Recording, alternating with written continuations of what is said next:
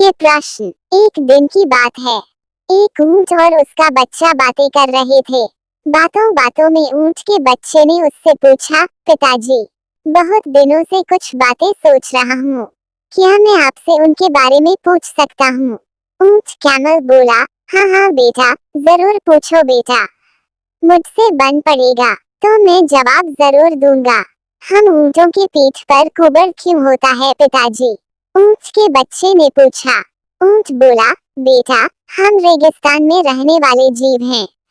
हमारे पीठ में कुबर इसलिए है ताकि हम इसमें पानी जमा करके रख सकें। इससे हम कई कई दिनों तक बिना पानी के रह सकते हैं।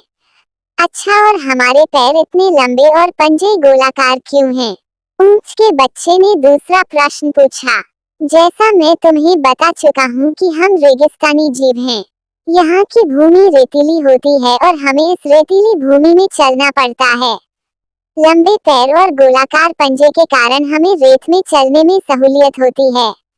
अच्छा, मैं हमारे पीठ में कुबर, लंबे पैर और गोलाकार पंजों का कारण तो समझ गया, लेकिन हमारी घनी पलकों का कारण मैं समझ नहीं पाता। इन घनी पलकों के कारण कई बार मुझे देखने में भी परेशानी होती है। ये इतनी घनी क्यों है? ऊंट का बच्चा बोला, बेटे, ये पलकें हमारी आंखों की रक्षा कवच हैं। ये रेगिस्तान की धूल से हमारी आंखों की रक्षा करते हैं।